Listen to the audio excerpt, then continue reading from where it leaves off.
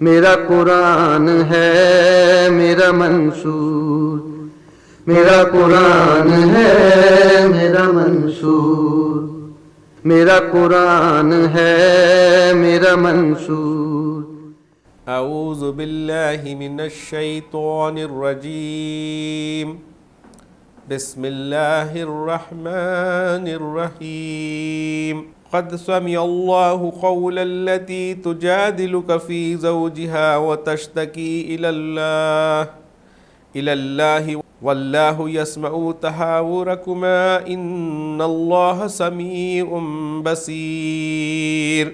السلام علیکم ناظرین، قرآن مجید کا پیغام عمل مصنف محی الدین غازی صاحب کی کتاب سے 28ویں پارے کا خلاصہ لے کر ہم آپ کی خدمت میں حاضر ہیں۔ اللہ کے بنائے ہوئے رشتوں کا احترام کرو۔ بیوی کو ماں کہہ دینے سے بیوی ماں نہیں ہو جاتی۔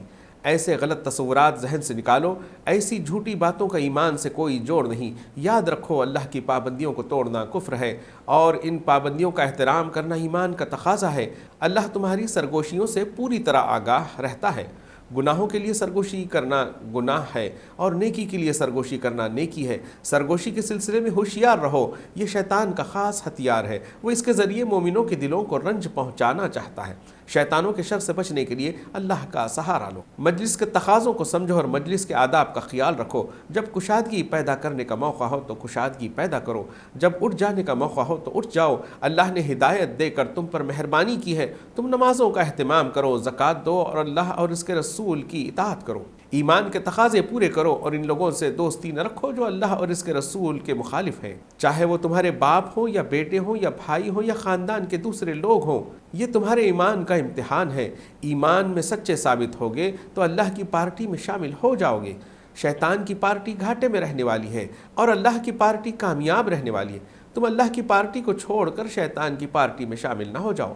سچے دل سے ایمان لاؤ۔ سچے ایمان والے اللہ کی خاطر اپنا گھر بار اور مال و اسباب سب کچھ چھوڑ دینا گوارا کر لیتے ہیں۔ وہ ہر نقصان سے بے پرواہ ہو کر اللہ کے دین کے لیے سرگرم رہتے ہیں۔ وہ بس اللہ کی خوشنودی چاہتے ہیں۔ سچے ایمان والوں سے محبت کرتے ہیں، ان کی ہر طرح مدد کرتے ہیں، ان کے لیے اپنے دل کشادہ رکھتے ہیں، اپنی ضرورتوں کو پیچھے کر کے ان کی ضرورتوں کا خیال رکھتے ہیں اور اپنی خود غرضی کے شر سے محفوظ رہنے کی کوشش کرتے ہیں۔ سچے ایمان والے اپنے دل میں ایمان والوں کے لیے محبت اور احترام رکھتے ہیں، ان کے لیے دل میں ذرا بھی کینہ نہیں آنے دیتے۔ اللہ کی ناراضگی سے بچو، آنے والے دن کے لیے تیاری کرو۔ اللہ کو بھول کر برائی کے راستے پر چلو گے تو خود اپنے آپ کو بھول جاؤ گے۔ اس قرآن کی عظمت کو سمجھو، یہ اللہ کا کلام ہے۔ اگر یہ کسی پہاڑ پر اتارا جاتا تو پہاڑ اللہ کے خوف سے پھٹ جاتا۔ سارے اچھے نام اللہ کے لیے ہیں، ان اچھے ناموں سے اس کا ذکر کرو۔ آسمان و زمین کی ہر چیز اس کی تسبیح کر رہی ہے، تم بھی اس کی تسبیح کرنے والوں میں شامل ہو جاؤ۔ اللہ کے دشمنوں کو اپنا دشمن سمجھو، انہیں دوست نہ بناؤ۔ اللہ کے راستے میں جہاد کرنے والے اور اللہ کی خوشنودی چاہنے والے اللہ کے دشمنوں سے دوستی نہیں کرتے۔ ابراہیم اور ان کے ساتھیوں کو اپنے لیے نمونہ بناؤ۔ انہوں نے اپنی قوم سے صاف صاف کہہ دیا ہے کہ ہم تم سے اور تمہارے دیوتاؤں سے بیزار ہیں، اور یہ بیزاری اس وقت تک ختم نہیں ہو سکتی جب تک تم اللہ واحد پر ایمان نہ لے آؤ۔ جن لوگوں نے تم سے دشمنی والا سلوک نہیں کیا، ان سے تم اچھا سلوک کرو، ان کے ساتھ انصاف کرو، اور جو تم سے سخت دشمنی رکھتے ہیں ان کی دوستی کے چکر میں نہ پڑو۔ وہ ظالم ہیں اور جو ان سے دوستی کرے گا وہ اپنے اوپر ظلم کرے گا۔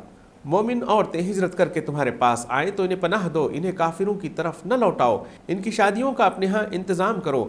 اللہ کی ناراضگی سے بچو اور اس کے ہر حکم کو بصر و چشم قبول کرو۔ اے نبی، اگر ایمان لانے والی عورتیں اس بات کا عہد کریں کہ وہ اللہ کے ساتھ کسی کو شریک نہیں ٹھہرائیں گی، چوری نہیں کریں گی، زنا نہیں کریں گی، اپنی اولاد کو قتل نہیں کریں گی، کسی پر بہتان نہیں لگائیں گی اور کسی بھی نیک کام میں تمہاری نافرمانی نہیں کریں گی، تو انہیں اپنی بیعت میں شامل کر لو اور ان کے لیے اللہ سے مغفرت کی دعا کرو۔ اللہ بہت مہربان ہے۔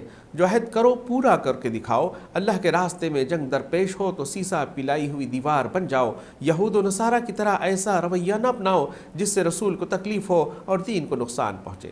ایسی تجارت کرو جو دونوں جہاں میں نفع بخش ہو۔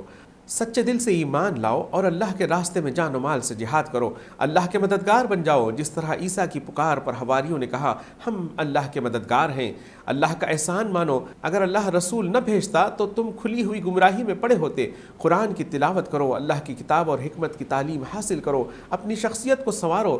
جنہیں تورات دی گئی ہے انہوں نے اس کی ناقدری کی، تمہیں قرآن کا حامل بنایا گیا ہے، تم اس کے سلسلے میں یہودیوں کی روش نہ اختیار کرو۔ اللہ کے پاس تمہارے لیے جو کچھ ہے وہ دنیا کے فتنوں اور دنیا کے کاروبار سے کہیں بہتر ہے۔ اللہ کی پکار سن کر دنیا کے کام روک دو، دنیا کے کاموں کی خاطر اللہ کی پکار کو نظر انداز نہ کرو، کثرت سے اللہ کا ذکر کرو، یہی کامیابی کا راستہ ہے۔ منافق تمہارے اصلی دشمن ہیں، ان سے ہوشیار رہو، یہ پکے جھوٹے ہیں، ان کی قسموں کا اعتبار نہ کرو، یہ اللہ کے راستے سے روکتے ہیں اور برے سے برے کام کرتے ہیں، ان کی باتوں سے متاثر نہ ہو، ان کے تن و توش سے مرعوب نہ ہو، یہ تمہارے کسی کام کے نہیں۔ تمہارے مال و اولاد تمہیں اللہ کی یاد سے غافل نہ کر دیں، اگر ایسا ہوا تو بڑے گھاٹے میں رہو گے۔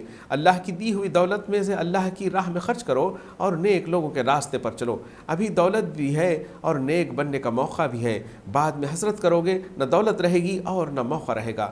ایمان لاؤ اللہ پر اور اس کے رسول پر اور اس روشنی پر جو اللہ نے اتاری ہے، اور اس دن سے ڈرو جو واقعی نفع و نقصان کا دن ہوگا۔ اگر نفع چاہتے ہو تو ایمان پر قائم رہو، اچھے کام کرو، اللہ اور اس کے رسول کی اطاعت کرو، اللہ کے کسی حکم کی خلاف ورزی نہ کرو، اور اسی ایک اللہ پر بھروسہ رکھو۔ اپنے ساتھ بیوی بچوں کی ایمان کی بھی فکر کرتے رہو، ہوشیار رہو، شیطان اپنی دشمنی نکالنے کے لیے انہیں تمہارے خلاف استعمال کر سکتا ہے۔ اپنے مال اور اپنی اولاد کو بڑی آزمائش سمجھو، اس آزمائش میں کامیاب ہو گئے تو اللہ کے پاس بڑا اجر پاؤ گے۔ اللہ کی ناراضگی سے بچنے کی ہر طرح کوشش کرو، اللہ کی اطاعت کرو، اس کی راہ میں خرچ کرو۔ نفس بڑا لالچی ہوتا ہے، اس کے شر سے خود کو بچاؤ۔ طلاق کے موقع پر اللہ کی مرضی کا خیال رکھو، بیویوں کو رکھنا ہو تو بھلے طریقے سے رکھو اور چھوڑنا ہو تو بھلے طریقے سے چھوڑ دو۔ اللہ کی ناراضگی سے بچتے ہوئے زندگی گزارو، اللہ تمہارے لیے راہیں نکالے گا، تمہیں اس طرح روزی دے گا کہ تم سوچ بھی نہیں سکتے، تمہارے لیے آسانی پیدا کرے گا، تمہارے سارے گناہ دھو دے گا اور تمہیں بڑا اجر دے گا۔ اللہ کے نزدیک اچھی عورتیں وہ ہیں جو اس کی فرمانبردار ہوں، ایمان کی دولت سے مالا مال ہوں، اطاعت گزار ہوں، رب سے لو لگانے والی ہوں، عبادت گزار ہوں اور وہ روزہ اور نماز کا شوق رکھتی ہوں۔ اچھی عورت وہ ہے جو اپنے آپ کو اس معیار پر لانے کی کوشش کرے، دوزخ کی آگ سے خود بھی بچو اور اپنے گھر والوں کو بھی بچاؤ۔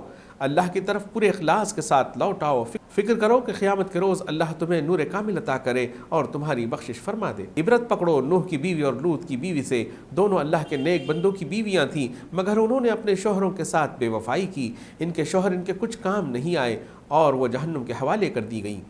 اہل ایمان کے لیے نمونہ ہے فرعون کی بیوی، جو سخت ظلم و ستم کے باوجود ایمان پر قائم رہی۔ فرعون کے کرتوتوں سے اس نے بیزاری ظاہر کی اور اللہ سے اپنا رشتہ جوڑ لیا۔ اس نے اپنے رب سے دعا کی کہ اے میرے رب، اپنے پاس جنت میں میرے لیے ایک گھر بنا دے۔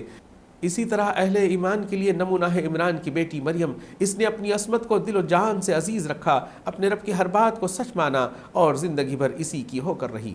ناظرین، خلاصہ مکمل ہوا، کل ہم پھر ملیں گے اگلے پارے کے ساتھ۔ اللہ حافظ۔ صلی اللہ علیہ وسلم، صلی اللہ۔ شاہین اکیڈمی ناندیڑ میں پچھلے 3 سالوں میں کوچنگ لینے والے طلباء کے شاندار نتائج پر ایک نظر ڈالتے ہیں۔ ان 3 سالوں میں میڈیکل میں جن طلباء کا سلیکشن ہوا ہے ان کی تعداد کل ملا کر 164 ہے۔ ان میں MBBS، BDS، BAMS، BUMS اور BHMS کے طلباء کے نام شامل ہے۔ اسی طرح انجینئرنگ و دیگر پروفیشنل کورسز میں ایڈمیشن حاصل کرنے میں کامیاب ہونے والے طلباء کی تعداد بھی قابل لحاظ پائی جاتی ہے۔ اس کے علاوہ فاؤنڈیشن اسٹڈیز کے لیے بھی 8th، 9th اور 10th کے بیچز چلائے جا رہے ہیں، جس سے طلباء کو نیٹ اور JEE کی ابتدا سے ہی تیاری میں مدد مل رہی ہے۔ بہترین کیمپس اور قابل اساتذہ کی رہنمائی میں طلباء کو کیا جا رہا ہے تیار۔ اگر آپ بھی اپنے بچے کو شاہین اکیڈمی ناندیڑ میں داخل کروانا چاہتے ہیں تو جلدی کیجیے، نشستیں محدود ہے، نئے بیچ کے لیے داخلے شروع ہو چکے ہیں۔ غیر مقامی طلباء کے لیے ہاسٹل کی سہولت بھی دستیاب ہے۔ مزید تفصیلات کے لیے ہمارا پتہ ہے شاہین اکیڈمی، حساپور، واگی روڈ، نزد بائی پاس، ناندیڑ۔